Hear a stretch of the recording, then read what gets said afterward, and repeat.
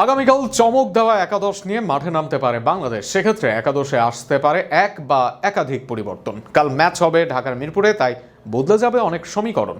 অন্যদিকে বৃষ্টিতে ম্যাচ না হলেও সিরিজ জিতবে টাইগাররা। আরও বিস্তারিত থাকছে প্রতিবেদনে।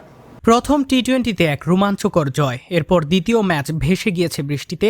আগামীকালও যদি ম্যাচ বৃষ্টিতে ভেসে যায় তাহলে এক ম্যাচ জিতেই সিরিজ জিতবে টাইগাররা। তবে মিরপুরের উন্নত ড্রেনেজ সিস্টেমে ম্যাচ অন্তত মাঠে গড়ানোর সম্ভাবনাই বেশি। নিউজিল্যান্ডের বিপক্ষে প্রথম ম্যাচ জিতলেও আগামীকাল শেষ ম্যাচে একটি পরিবর্তন এনে আরও শক্তিশালী একাদশ সাজাতে পারে টিম ম্যানেজমেন্ট। আগের ম্যাচে জয় পেলেও পারফরমেন্সে কিছু ঘাটতি থাকায় অলরাউন্ডার তানজিম হাসান সাকিব বাদ পড়তে পারেন। তার জায়গায় একাদশে সুযোগ পেতে পারেন আব্দুল গফফার সাকলাইন। তরুণ এই পেসার ঘরোয়া ক্রিকেটে ধারাবাহিক পারফরমেন্স করে দলে জায়গা করে নিয়েছেন।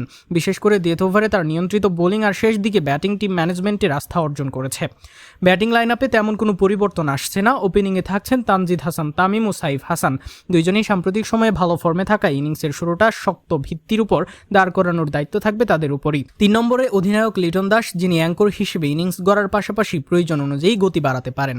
4 নম্বরে দেখা যাবে পারভেজ হোসেন ইমনকে, যিনি স্পিনের বিপক্ষে আক্রমণাত্মক ব্যাটিংয়ের জন্য পরিচিত। 5 নম্বরে তাওহিদ হৃদয় ইনিংস মেরামত ও বড় স্কোর গড়ার দায়িত্বে থাকবেন তিনি। ফিনিশিংয়ের দায়িত্বে থাকবেন শামীম হোসেন পাটোয়ারি, যিনি শেষ দিকে দ্রুত রান তোলার সক্ষমতা রাখেন। স্পিন বিভাগে শেখ মাহিদি হাসান ও রিশাদ হোসেনের উপরই আস্থা রাখছে দল। মিডল ওভারে এই দুজন প্রতিপক্ষকে চাপে রাখতে গুরুত্বপূর্ণ ভূমিকা পালন করবেন। যদিও স্কোয়াডে নাসুম আহমেদ আছেন, তবে একাদশে এগিয়ে রয়েছে মাহিদি ও রিশাদ। দুজনই গত ম্যাচে ভালো করেছেন। পেস আক্রমণে আব্দুল গফফার সাকলাইনের সঙ্গে থাকবেন শরীফুল ইসলাম। বামহাতি এই পেসার তার ভ্যারিয়েশন দিয়ে প্রতিপক্ষ ব্যাটারদের সমস্যায় ফেলতে সক্ষম। পাশাপাশি নতুন বলে উইকেট তুলে নেওয়ার দায়িত্বও থাকবে তার উপর।